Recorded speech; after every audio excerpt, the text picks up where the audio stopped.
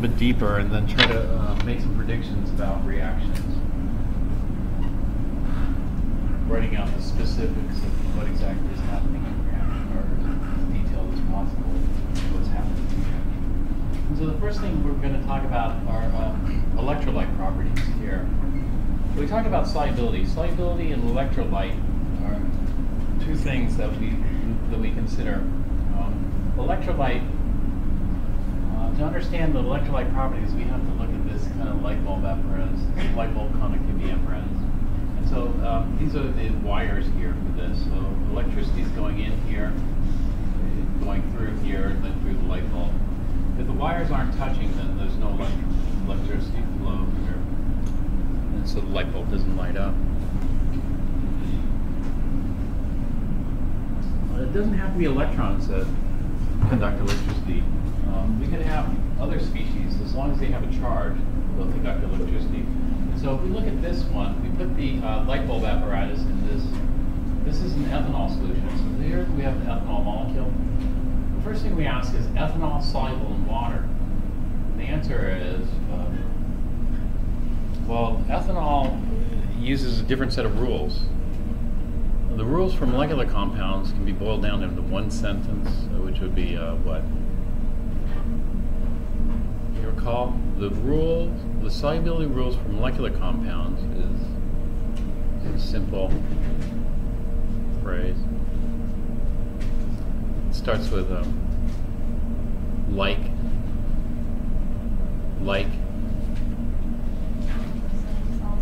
like dissolves like. And so, does ethanol look like water? In a way it does. If you look at this red and white part here, and compare it, this is a water molecule, H2O. And so this part of the ethanol does look like water. Now it has an OH like water does. However, this part of ethanol, which has two carbons and hydrogens attached to those, this gray and white part, does not look like water. What it boils down to is this is similar enough to water that it's soluble. And so ethanol is soluble. In fact, ethanol is so soluble, we call it miscible. Does anybody recall what miscible means? Miscible, M-I-S. I didn't spell it or write it down on the board. I just blend as much as you want. Right. It's infinitely soluble. And so ethanol is so soluble. That means it's very water-like. The same thing with methanol. Methanol would have how many carbons? Ethanol has how many carbons? Can you tell from this? Ethanol has two. Actually, two carbons there. Methanol would have one carbon, so methanol would even be more water-like. So, well, it turns out methanol is infinitely soluble as well. And so methanol will dissolve in water. How about propanol? Propanol would have how many carbons? 3. Turns out propanol is very soluble in water as well. But when we get to butanol, butanol has how many carbons? 4 carbons. Butanol is insoluble in water because it stops looking like water. It starts looking like something like butane. Butane is just carbon and hydrogen. We need to have 4. But here, when ethanol dissolves in water, we want to see what happens. You know, when ethanol dissolves in water, we just have ethanol molecules dissolved in water, and that's it. Will this conduct electricity? No, it doesn't conduct electricity because there are no ions. You know, ions are charged species which will conduct electricity. We don't need electrons. We can use ions as conductors for electricity. And so the light bulb doesn't light up. So here. However, if we took copper 2 chloride, is copper 2 chloride soluble in water? Then we got to use different solubility rules because copper 2 chloride is an ionic compound. The solubility for rules for ionic compounds differ from the solubility rules for molecular compounds. For ionic compounds, we first look at the cation. Is it a group 1 or ammonium? No, it's copper 2. All right. Then we go to the anion. Is it a nitrate, acetate, or chloride? No. Is it a chloride, bromide, or iodide? Yes, it's a chloride. And then we know chlorides are all soluble except for silver, lead 2, and mercury 1. So, well, it's copper 2, so it's soluble. So first thing is copper 2 chloride soluble, so it dissolves in water. When it dissolves in water, do we form molecules of copper 2 chloride? Do molecules form? And the answer is no, molecules don't form. What happens is this lattice gets taken apart ion by ion. And so what we end up with is not CuCl2 molecules. We end up with copper ions and chloride ions in solution. Whereas over here, we would end up with molecules in what we call intact dissociated molecules here. And so we can see it in animation. I think I already showed this animation, but we'll see it again. This is a molecular dynamics simulation based on theory.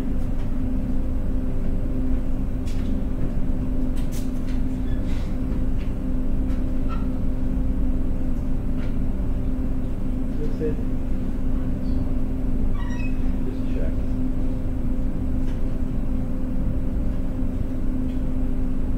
No, sorry, it's not this one. This is already dissolved.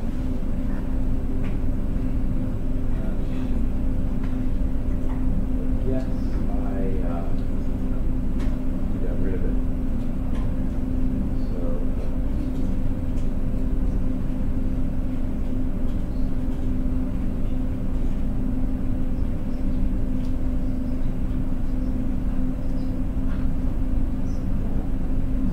chloride ion.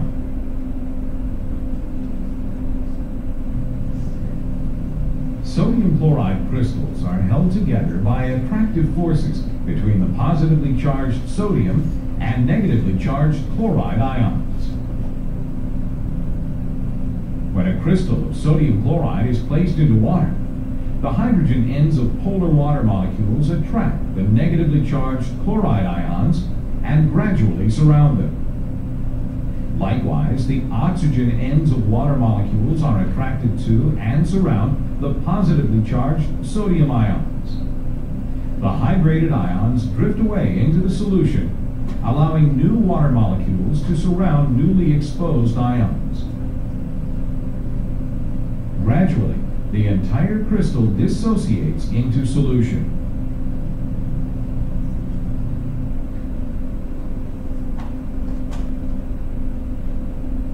When an ionic substance such as sodium chloride is placed in water, water molecules interact with the ions on the surface.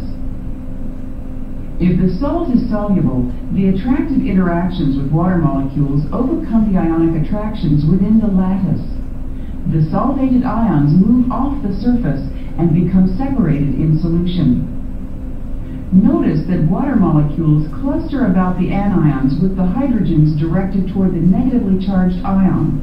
On the other hand, water molecules interact with the positively charged cations through the lone pairs of electrons on the oxygens. Well, the point of this is... What happens when stuff dissolves? I mean, like, what? The point of this is that, when sodium chloride dissolves, it breaks apart. But we don't form molecules of sodium chloride, we form individual ions here. So this is called dissociation or ionization. Versus ethanol. Ethanol or sugar. Sugar is insoluble in water. It turns out sugar is similar to water, although you can't really see it from this structure. If we look, I don't know what's wrong with that sugar. That's a weird sugar molecule.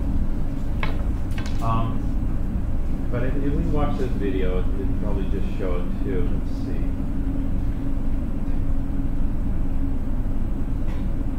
Fast forward here.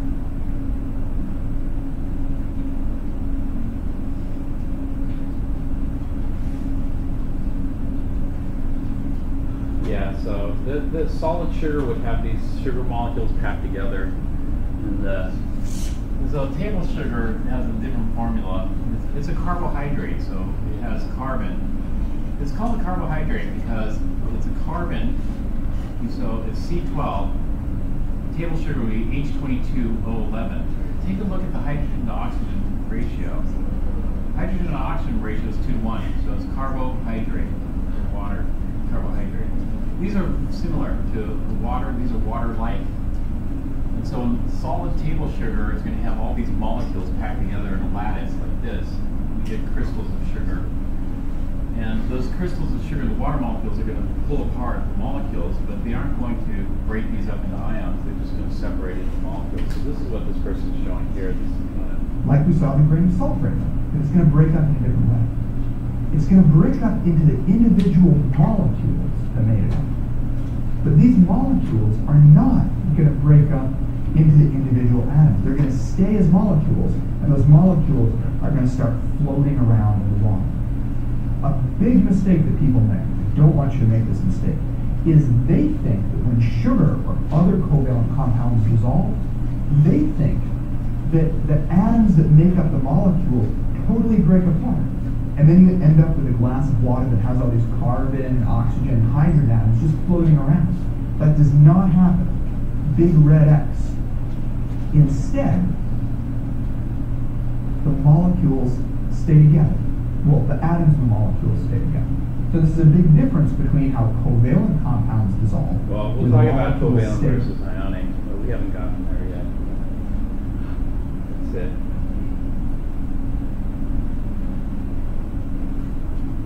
And so this is, a big difference because something like ethanol stays together. Something like copper 2 chloride breaks apart the ions. But we have some stuff that's kind of intermediate between the two. That would be something like acetic acid. If you look at acetic acid, which is here, it's water-like, so acetic acid is very soluble in water. So here's an acetic acid molecule, here's another one. And so like ethanol, acetic acid molecules are dissolved and intact. But unlike ethanol, some of the acetic acid molecules actually break up into ions. So here's an acetate ion, here's an H+, so we lose the hydrogen ion. So here's the acetate ion, here's a hydrogen ion. And so one molecule, it turns out if I had 100 molecules, 99 of them would be intact, complete. But one of them would have been broken apart into ions, like this is broken apart into ions. So we'd have the acetate and H+ ion here. And so this is called dissociation or ionization. And since it's not complete, this would be complete dissociation, this would be partial dissociation. If we have partial dissociation, we aren't going to generate as many ions. If we don't generate as many ions, then there aren't as many charge conductors, electrical conductors here to transport electricity. And so the light bulb's going to be a lot dimmer. You know, the intensity of the light bulbs can depend on how many carriers there are. So take a look over here. If there are a lot of ions in solution, the light bulb should light up quite brightly because these ions are going to conduct the electrical charge there. Over here we have potassium chloride. Potassium chloride is also an ionic lattice, and when it dissolves in water, the ions are broken apart with this. So we have potassium ions and chloride ions. This should light up the bulb nicely, which it does. That's potassium chloride in solution. So we have names for this. The names they give this is this. If something does not dissociate or ionize, into ions, we call them non-electrolytes. So ethanol would be a non-electrolyte, sugar would be a non-electrolyte. They aren't going to conduct electricity. If something dissociates completely or near completely, then we call it a strong electrolyte. Those should light up the bulb quite intensely. If something partially dissociates or has minimal dissociation like this, then we call it a weak electrolyte. It's a weak conductor of electricity.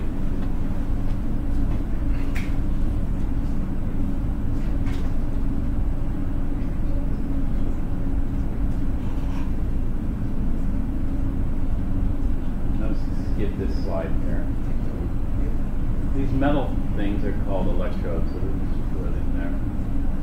Alright, so let's just, turns out there are two ways to define, strong, weak, and non-electrolytes. Strong electrolytes, the two definitions are this. Substance that when dissolved yields a solution that is a good conductor of electricity. That's definition one. Definition two is because of nearly complete ionization or dissociation. And so, for example, sodium chloride would be considered, or potassium chloride for that matter, would be considered a strong electrolyte because the solution of that consists mostly of, or in fact all of ions. We saw break apart, and because there are a lot of ions, it's going to conduct electricity well. And so sodium chloride is a strong electrolyte. But if we use definition one, what if we had a very dilute solution of sodium chloride? The more dilute the solution, the lower the electrical conductivity. And so let's say this is a fairly concentrated solution of salt, but the more diluted it is, the fewer the ions that we have. The fewer the ions that we have, the dimmer that light bulb is going to be. And so if we have a dilute solution of sodium chloride, it's not going to be a good conductor of electricity. But there's a problem. And that problem is, what should we call sodium chloride? Should we call that a good, strong electrolyte or a weak electrolyte? Well, it depends on the concentration. If you're using definition 1, at high concentrations it should be a strong electrolyte, at low concentrations it should be a weak electrolyte. But we aren't going to use definition 1. You know, if you're working with batteries, you don't really care what it is, you just care that it conducts electricity well. For us, we care what it is, and we don't want to care, you know, we don't want to have this dividing line, okay, you know, well, what concentration does sodium chloride transition from a strong electrolyte with a bright light bulb to a weak electrolyte with a dim light bulb? There's no fixed cutoff. It just gets dimmer and dimmer and dimmer as it becomes more and more dilute. So let's not bother with definition 1. What we're going to do is we're going to do definition 2. Definition 2 is this. If we have nearly complete ionization or dissociation, that just means breaking apart into ions, then we call it a strong electrolyte. So strong electrolytes are characterized by near complete ionization or dissociation. Weak electrolytes, like acetic acid, are characterized by limited ionization or dissociation, so partial ionization or dissociation. And non-electrolytes we define not by electrical conductivity, we're going to define it by dissociation. And so non-electrolytes, the definition is missing here, but it would be no ionization or dissociation for non-electrolytes. So no ionization or dissociation. And so I should add that in here since it's not in here. I need to say no.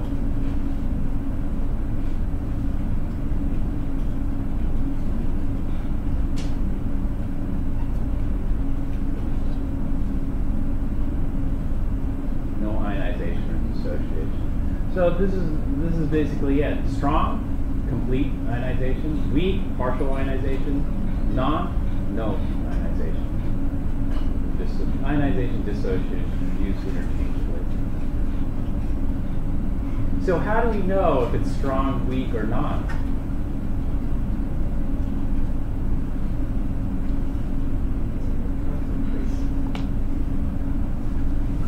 Well, we're going to skip that definition, the concentration. And so it doesn't matter what the concentration is. As long as it dissociates, we'll call it strong. So for example, sodium chloride is strong because it dissociates. Copper 2 chloride is strong because it dissociates the ions when dissolved in water. And so how do we know if it's strong, weak? Well, that's because strong electrolytes, let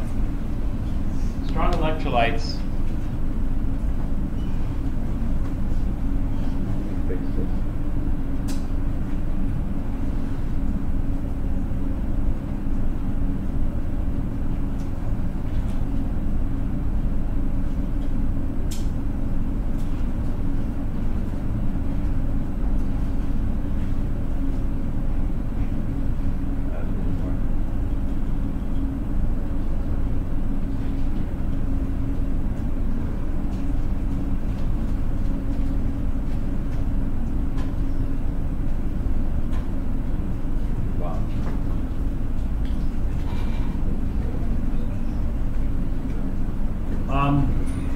Strong electrolytes consist of the strong acids. What are the strong acids?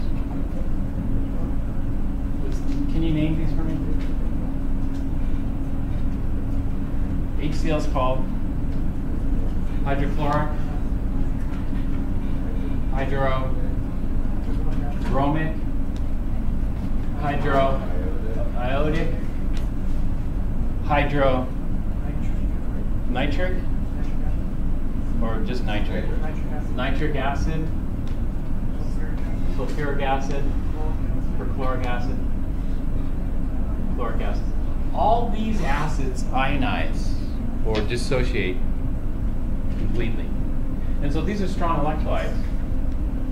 So HCl in water consists entirely of H plus and chloride. Well, there's something about H plus that's special, and that is, what is the composition of H plus? What is an H plus made out of? How many protons? 1 proton. How many electrons? None. How many neutrons? None. And so H plus is often called a proton because that's all it is. It's a proton. And then I noticed something about this illustration here.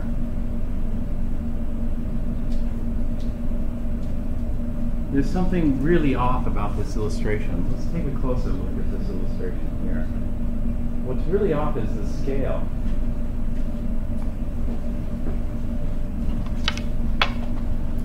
The hydrogen atom is this white one here. So let's say that's a hydrogen atom. And this is the nucleus of a hydrogen atom. Is the nucleus that big? The thing is, if this were the, this is about what, 2 centimeters maybe? More? If this were the nucleus, how big is the atom? So if the, let's say the nucleus were a ping pong ball like this, then the atom should be like 2 football fields, let's say, or a football field. And so this is not the scale. Because if this were truly the size of the proton, then the atom would be 100 yards out that way, about in dimension. And so this is way too big. It's way too big. If it's way too big, you know, it's a heck of a lot smaller. It'd be so small, it'd just be a tiny dot there. And so I can understand why they made it too big. But when you have a positive charge concentrated in a very small volume, then that has an extremely high charge to size ratio. In other words, an extremely high charge density. When something that has that high of a charge density, then it's very reactive. According to Coulomb's law, you know, the higher the charge density, the stronger the attractions, the stronger the repulsions. In fact, a proton like this doesn't exist. What happens is this proton's so reactive, it'll immediately react with a water molecule. The water molecule is going to be very attracted to that proton and react. And when a water and a proton come together, it forms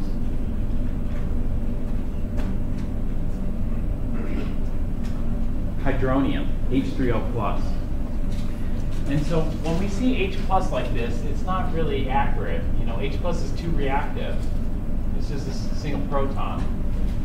And so really it's hydronium, but we write H plus because it takes up less space than showing H plus reacting with water to form H3O+.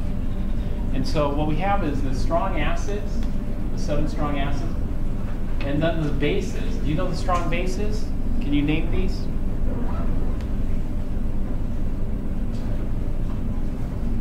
NH2 minus, I didn't subscript or superscript. NH2 minus is called amide.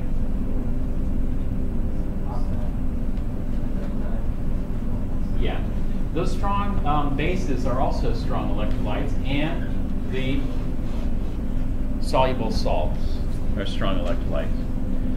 Now, all these are going to dissociate or ionize 100%, except the strong bases. The strong bases don't dissociate. And so how do you dissociate sulfide? How can you split that apart into ions? You don't.